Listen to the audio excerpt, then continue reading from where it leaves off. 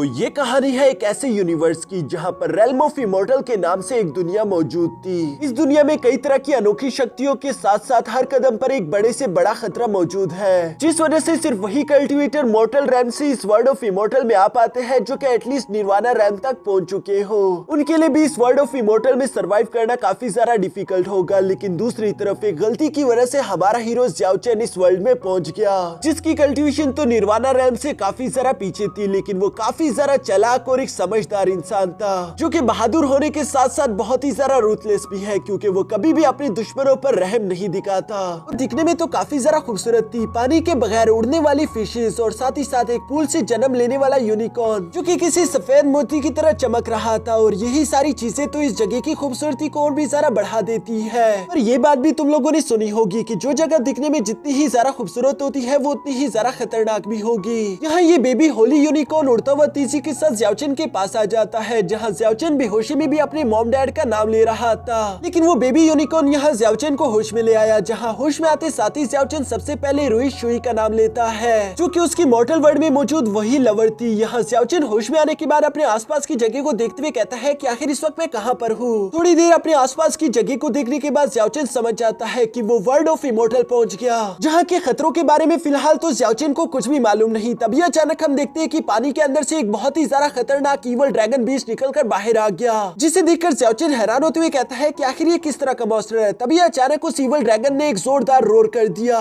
जिस रोर का इफेक्ट इतना ज्यादा खतरनाक था कि ज़्याओ चेन उसे बर्दाश्त नहीं कर पाता और वो उस पहाड़ी से नीचे की तरफ जा गिरता है। पर किस्मत से ज़्याओ चेन को जरा कुछ हुआ नहीं। ज़्याओ चेन ने पहली दफा अपनी जिंदगी में एक ड्रैगन देखा था, उसे तो यकीन ही नहीं आ रहा। लेकिन जब वो खड़ा होकर देखता है तो अचानक उसे अपने सामने 3 चमकते हुए अंडे दिखाई दिए, जो कि यकीनन उसी ईवल ड्रैगन के होंगे। इसलिए ज़्याओ चेन उनमें से एक अंडे को लेकर तेजी के साथ वहां से फॉरेस्ट की तरफ रवाना हो गया, इससे पहले कि वो ईवल ड्रैगन वहां पर पहुंच जाए। रास्ते में चलते हुए ज़्याओ चेन खुद से कह रहा था कि मैं ये बात तो नहीं जानता कि आखिर मैं इस अंडे का क्या करूंगा, लेकिन चूंकि ये वर्ल्ड ऑफ इमॉर्टल का एक आर्टिफैक्ट है और इतना प्यारा चमक रहा है तो यकीनन ये जरूर किसी काम का होगा। यही सोचते हुए ज़्याओ चेन धीरे धीरे आगे की तरफ बढ़ता जा रहा था। तभी अचानक उसे अपने सामने ज़ाओ लिनीर का वेल दिखाई दिया, जो देखकर ज़्याओ चेन ये भी समझ जाता है कि मेरे अलावा वो चुड़ैल ज़ाओ लिनीर भी यहाँ पर आई होगी, इसलिए मुझे जल्द से जल्द कोई सेफ लोकेशन ढूंढनी होगी। जो कहते साथ ही ज़्याओ चेन वहाँ से आगे की तरफ रवाना हो जाता है। तभी अचानक हमें यहाँ ज़्याओ चेन के पीछे 2 लोग दिखाई दिए, जिन दोनों ने ज़्याओ चेन के हाथ में मौजूद उस ड्रैगन एग को देख लिया था। इसलिए ये दोनों आपस में बातें करते हुए कह रहे थे कि ये लड़का तो काफी ज्यादा खुशकिस्मत निकला,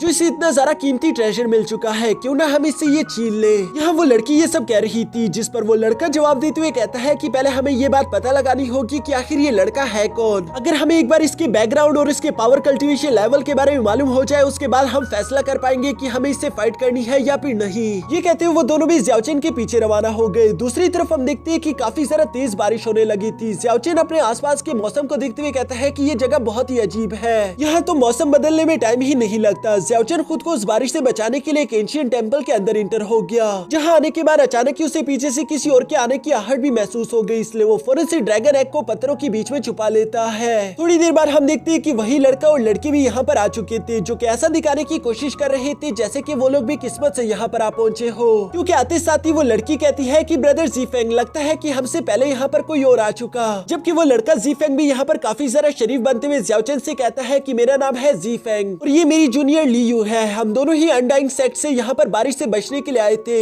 लियू भी दूसरी तरफ ज़्याओ चेन से माफी मांगते हुए कहती है कि हमें माफ कर दीजिए, हमने शायद आपको डिस्टर्ब कर दिया। जो सुनकर ज़्याओ चेन जवाब देते हुए कहता है कि नहीं कोई बात नहीं, मेरा नाम है ज़्याओ चेन और मैं मॉर्टल रेल्म से यहाँ पर आया हूँ। इसके बाद ये लोग शांति से वहाँ पर बैठ जाते हैं, जहाँ ब्रदर ज़ीफेंग ज़्याओ चेन से सवाल करते हुए कहता है कि तुमने कहा कि तुम मॉर्टल वर्ल्ड से आए हो। ज़्याओ चेन भी उसकी बातें गौर से सुन रहा था, जहाँ पर ज़ीफेंग बताता है कि मैं अनडाइंग सेक्ट का हूँ और हमारे सेक्ट के लीडर का नाम है ईवल किंग, जो कि एक निर्वाणा रेल्म का वॉरियर है। वो खुद भी कुछ वक्त पहले मॉर्टल रेल्म से आया था। जो सुनकर ज़्याओ चेन अपने मन में कहता है कि अच्छा, तो इन लोगों को लगता है कि शायद मेरी मॉर्टल वर्ल्ड से असेंशन हुई होगी। पर साथ ही साथ ज़्याओ चेन सवाल करते हुए कहता है कि वैसे यहाँ इस वर्ल्ड ऑफ इमॉर्टल में कल्टीवेशन लेवल कैसे है। जो सुनकर ब्रदर ज़ीफेंग जवाब देते हुए कहता है कि इस वर्ल्ड ऑफ इमॉर्टल में कई सारे क्लैंस जो कि डिफरेंट मेथड्स का इस्तेमाल करते हैं, लेकिन फिर भी यहाँ के हर एक बंदे की स्ट्रेंथ को हम लोग 5 तरह के रेल्म्स में डिवाइड कर सकते हैं, जिसमें से पहले रेल्म का नाम मॉर्टल शेडिंग है। इस रेल्म के दौरान कोई भी पार्टिशनर एलिमेंटल फोर्सेस का यूज कर सकता है, जैसे कि वो फायर, वाटर, विंड या फिर अर्थ एलिमेंट का यूज कर पाएगा। सेकंड रेल्म को हम लोग इनसाइड ट्रेजरी के नाम से जानते हैं, क्योंकि जो भी कल्टीवेटर इस सेकंड रेल में इंटर हो जाए वो अपने अंदर के स्पिरिचुअल ट्रेजर को अनलॉक करके उनका इस्तेमाल कर सकता है, जिसकी वजह से उन कल्टिवेटर को कई तरह की सुपर नेचुरल एबिलिटीज मिल जाएगी। अगर इसके बाद के लेवल्स की बात करो तो हम sky walking realm, nirvana realm या फिर इमॉर्टैलिटी रेल्म की बात करेंगे। लेकिन खुद भी मैं अभी तक इतने पावरफुल रेल्म के बारे में कुछ ज्यादा समझ नहीं पाया, पर हाँ मैं तुम्हें ये बता सकता हूँ कि हर रेल्म के अंदर 9 लेवल्स होते हैं। अगर तुम्हें नेक्स्ट रेल्म में इंटर होना है तो उससे पहले तुम्हें इन 9 के 9 लेवल्स को अचीव करना होगा। जो सुनकर वहीं पर मौजूद वो लड़की मिस लियो जवाब देते हुए कहती है, लेकिन तुम तो चूंकि मॉर्टल रेल्म से यहाँ पर आए हो तो यकीनन तुम ऑलरेडी निर्वाणा रेल्म तक तो पहुंच चुके होगे, और सच कहो तो मुझे ताकतवर लोग बहुत ही ज्यादा पसंद है। तुम्हारे लिए तो इमॉर्टैलिटी रेल्म तक भी पहुंचना ज्यादा मुश्किल नहीं होगा। तो क्या तुम मुझे बता सकते हो कि आखिर तुम निर्वाणा रेल्म के किस लेवल पर हो? ये सब कहते हुए मिस लियो यहाँ पर ज़्याओचेन के बहुत ही ज्यादा करीब आ चुकी थी, और ज़्याओचेन को टच करने पर उसे ज़्याओचेन के पावर लेवल के बारे में भी अंदाजा होने लगा।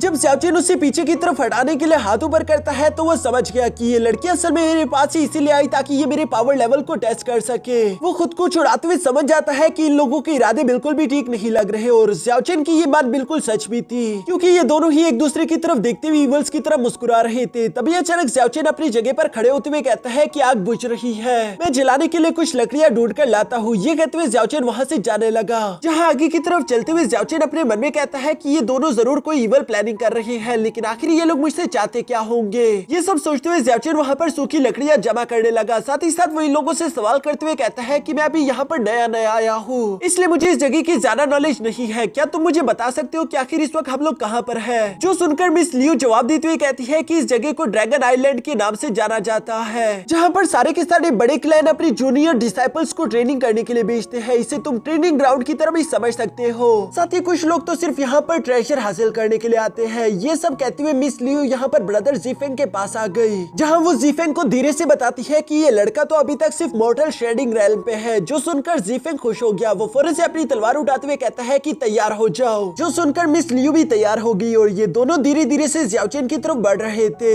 जहाँ मिस लियो अभी भी ज़्याओचेन को अपनी बातों में लगाने की कोशिश कर रही थी। और वो ज़्याओचेन को बताती है कि यहाँ पर तुम्हें कई तरह की बीस्ट को टेम करने को मिलेगा, साथ ही साथ तुम्हें बहुत सारे ट्रेजर भी मिल सकते हैं, जैसे कि ड्रैगन एग। यहाँ पर ड्रैगन एग का सुनकर तो ज़्याओचेन के भी कान खड़े हो गए। वो समझ गया था कि ये लोग मेरा पीछा क्यों कर रहे हैं, और ये लोग जल्दी मुझ पर हमला भी करेंगे। लेकिन अभी के लिए मैं बहुत ही ज्यादा इंजर्ड हूँ, फिलहाल तो मैं इनसे डायरेक्टली फाइट नहीं कर सकता, मुझे कोई प्लानिंग करनी होगी। यहाँ ज़्याओचेन ये सब सोच रहा था। दूसरी तरफ हम देखते हैं कि ब्रदर ज़ीफेंग और मिस लियो दोनों ही ज़्याओचेन के बहुत ही करीब आ चुके थे। तभी अचानक ज़्याओचेन उस ड्रैगन एग को बाहर की तरफ निकालते हुए कहता है कि क्या तुम इसी ड्रैगन एग की बात कर रहे थे? जो सुनकर तो वो दोनों ही फिलहाल के लिए ज़्याओचेन पर हमला नहीं करते, क्योंकि ज़्याओचेन इन्हें बता रहा था कि ये तो मुझे एक केव के अंदर मिला, वहाँ पर तो कुछ और भी इस तरह के ड्रैगन एग थे, मुझे मालूम नहीं था, इसलिए मैं सिर्फ एक ही वहाँ से लेकर आया। जो सुनकर तो मिस लियो लालच में आ गई थी। वो फौरन से ज़्याओचेन के पास आकर कहती है कि मुझे बताओ कि आखिर वो जगह कहाँ पर है? जिस पर ज़्याओचेन जवाब देते हुए कहता है कि हाँ क्यों नहीं, अगर तुम लोग इस तरह के ड्रैगन एग में इंटरेस्टेड हो तो मैं तुम्हें वहाँ तक खुद लेकर चला जाता हूँ। यहाँ ज़्याओचेन ये सब कहते हुए अपने मन में प्लानिंग भी कर रहा था। दूसरी तरफ ब्रदर ज़ीफेंग और मिस लियो को लग रहा था कि शायद वो लोग ज़्याओचेन को बेवकूफ बना रहे हैं, लेकिन असल में इन लोगों का पोपट बन रहा है, ये बात इन लोगों को मालूम ही नहीं। दूसरी तरफ हम देखते हैं कि ज़्याओचेन इन लोगों को लेकर उसी इवल ड्रैगन बीच पर ले आया था, जहाँ पर वो उन फ्लाइंग फिशेस को देखकर अपने मन में कहता है कि वो इवल ड्रैगन भी तो यहीं पर कहीं होगा।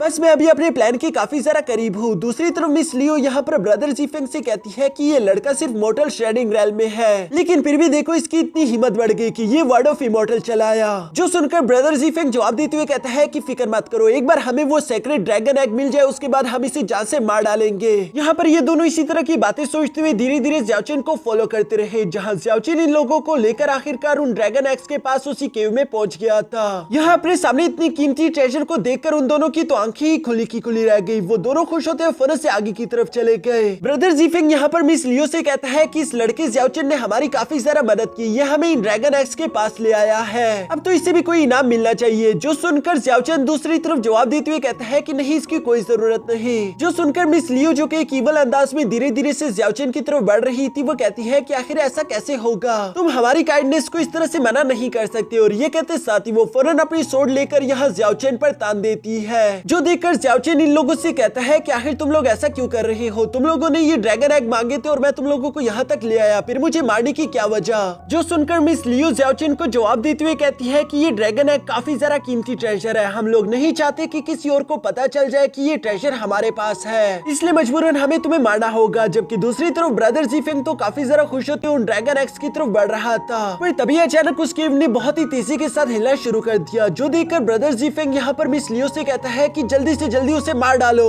जो सुनकर मिस लियो भी अपने सोर्ड से यहाँ ज़्याओचेन पर हमला करने ही वाली थी, पर तभी अचानक हम देखते हैं कि ज़्याओचेन के चेहरे पर एक मुस्कान आ गई, क्योंकि उसने पहले से ही प्लानिंग करी थी। वो जानता रहा कि जब भी वो फ्लाइंग फिश स्वाम बनाकर पानी से बाहर आती है तभी कुछ देर बाद वहाँ इवल ड्रैगन भी आ जाता है, जिसका रोर बहुत ही ज्यादा पावरफुल है। पिछली बार मैं इस रोर को बर्दाश्त नहीं कर पाया, लेकिन अगर इस बार मैं इस रोर को 3 सेकंड तक बर्दाश्त कर पाऊँ तो यही मौका होगा इन दोनों से पीछा छुड़ाने का। यह सब कुछ ज़्याओचेन के प्लान के मुताबिक हुआ। उसने खुद की प्रेजेंस को सील कर दिया था, जबकि ड्रैगन की रोर की वजह से मिस लियो खुद को कंट्रोल नहीं कर पाती। जिस मौके का फायदा उठाकर ज़्याओचेन तेजी के साथ मूव करते उसकी तलवार को उसके हाथ से छीन चुका, और यहाँ पर काफी कूल तरीके से हम देखते हैं कि ज़्याओचेन ने उसी की सोर्ड का इस्तेमाल करते हुए उसके सीने को चीर दिया, जो देखकर तो ब्रदर जीफेंग यहाँ मिस लियो का नाम चिल्लाता है। लेकिन अभी भी ज़्याओचेन के पास 1 सेकंड बाकी था, इसलिए वो मिस लियो के सोर्ड को लेकर यहाँ जीफेंग को भी खत्म करने के लिए तेजी के साथ उसकी तरफ बढ़ जाता है। लेकिन हम देखते हैं कि उसके अटैक की वजह से वो सिर्फ जीफेंग का हाथ ही काट पाया, जिसकी वजह से जीफेंग को काफी सारा तकलीफ हो रही थी। उसकी बॉडी से बहुत ही ज्यादा खून भी बह रहा था। ज़्याओचेन ने इन 3 सेकंड का इस्तेमाल करते हुए मिस लियो को खत्म कर दिया, पर साथ ही साथ वो जीफेंग की तरफ देखते हुए कहता है कि कितनी अफसोस की बात है, एक को तो मैंने जान से मार डाला पर दूसरे का सिर्फ मैं हाथ ही काट पाया। दूसरी तरफ हम देखते हैं कि ब्रदर जीफेंग जो कि जख्मी हालत में गुस्से के साथ खड़े होते हुए कहता है कि तुम मामूली से चूहे ने आखिर हमारे खिलाफ प्लानिंग करने की कोशिश करी। जो सुनकर ज़्याओचेन जवाब देते हुए कहता है कि शुरू तुम लोगों ने किया था और मुझे जो भी जान की धमकी दे उसे मैं कभी नहीं बख्शता। ब्रदर जीफेंग को तो उसकी बातें सुनकर बहुत ही जरा गुस्सा आ रहा था, इसलिए वो गुस्से के साथ जंप करते हुए अपनी सोर्ड को बाहर निकालकर ज़्याओचेन पर हमला करना शुरू कर देता है, जहां ज़्याओचेन भी बहादुरी के साथ उसका सोर्ड फाइट में मुकाबला करते हुए उसे एक जोरदार किक करके पीछे पटक चुका, क्योंकि अभी जीफेंग बहुत ही जरा कमजोर हो चुका है। दूसरी तरफ जीफेंग इसके बावजूद भी हार नहीं मानना चाहता था, बल्कि वो तेजी के साथ जंप करते हुए यहाँ ज़्याओचेन को एक जोरदार किक कर चुका। साथ ही साथ वो ज़्याओचेन का सोर्ड फाइट में मुकाबला कर रहा था, इवन की उसकी हालत बहुत ही जरा खराब भी थी, लेकिन वो शायद भूल गया कि वो इस कहानी का हीरो नहीं। हम देखते हैं कि ज़्याओचेन ने तेजी के साथ मूव करते हुए फाइनल अटैक करके यहाँ जीफेंग को बुरी तरीके से हरा दिया। जीफेंग को एहसास हो चुका था कि वो चाहकर भी इस लड़के को नहीं हरा पाएगा, क्योंकि उसकी हालत बहुत ही ज्यादा खराब है। इसलिए वो आग बगोला होकर कहता है कि बेशक तुमने मुझे और मेरी जूनियर को हरा दिया, लेकिन इसका मतलब ये नहीं कि तुम बच जाओगे, मैं खुद के साथ साथ तुम्हें भी ले डूबूंगा। जो कहते साथ ही उसने अपने अनडाइंग डिमोनिक आर्ट टेक्निक को एक्टिवेट कर लिया, जो कि एक फॉरबिडन टेक्निक है। इस फॉरबिडन टेक्निक की वजह से हम देखते हैं कि यहाँ पर जीफेंग का चेहरा जल जाता है और उसकी बॉडी से बहुत ही ज्यादा खतरनाक ऑरा अनलीश हो गया, जबकि साथ ही साथ वो जोरों से चिल्लाते हुए कह रहा था कि कमीने इंसान, तुमने मेरी जूनियर को मारकर अच्छा नहीं किया, इसकी कीमत तुम्हें चुकानी होगी। ये कहते हुए ब्रदर जीफेंग ने वहाँ पर ब्लड फॉल सील टेक्निक को क्रिएट कर लिया, जिसे देखकर तो ज़्याओचेन को भी एहसास हो गया था कि ये टेक्निक मेरे लिए बहुत बड़ी मुश्किल है और मेरे पास भागने का भी कोई रास्ता नहीं बचा। इसलिए हम देखते हैं कि ज़्याओचेन ने भी वहाँ पर अपने मिस्टीरियस गोल्डन इंस्क्रिप्शन टेक्निक को एक्टिवेट कर लिया, जिसके बाद वो सिर्फ अपनी फिजिकल स्ट्रेंथ का इस्तेमाल करती हुई उस सील के साथ टकराना शुरू कर देता है। जिस दौरान ज़्याओचेन को बहुत ही ज्यादा तकलीफ हो रही थी, वो बहुत ही मुश्किल के साथ उस सील के सामने टिका हुआ था, क्योंकि पीछे की तरफ से जीफेंग भी लगातार उस सील की एनर्जी बढ़ाता जा रहा था। ये सब देखकर ज़्याओचेन बिल्कुल भी हार मानने के लिए तैयार नहीं, बल्कि वो अपनी मिस्टीरियस गोल्डन इंस्क्रिप्शन टेक्निक को दूसरे हाथ पर भी एक्टिवेट कर लेता है, और इसी वजह से हम देखते हैं कि उसने फुल स्ट्रेंथ का इस्तेमाल करते हुए आखिरकार उस सील को चकनाचूर कर दिया, जिसकी एनर्जी ब्लास्ट और काउंटर इफेक्ट की वजह से हम देखते हैं कि ब्रदर जीफेंग तो वहीं पर जलकर मारा जाता है, जबकि ज़्याओचेन की हालत भी काफी ज्यादा खराब हो गई थी। वो अपने आसपास की सिचुएशन को देखकर कहता है कि मुझे जल्द से जल्द यहाँ से निकलना चाहिए, इससे पहले कि वो इवल ड्रैगन यहाँ पर आ जाए। जबकि जाने से पहले ज़्याओचेन ने यहाँ पर ब्रदर जीफेंग की सोर्ड भी उठा ली थी, क्योंकि जीफेंग अब मारा जा चुका है और उसकी सोर्ड का नया ओनर यहाँ ज़्याओचेन ही होगा। ज़्याओचेन इस जख्मी हालत में सोर्ड को लेकर वहाँ केव से निकलते हुए सीधा नियर फॉरेस्ट तक पहुँच जाता है, जहाँ पर ज़्याओचेन की हालत तो काफी जरा खराब दिखाई दे रही थी। ज़्याओचेन कहता है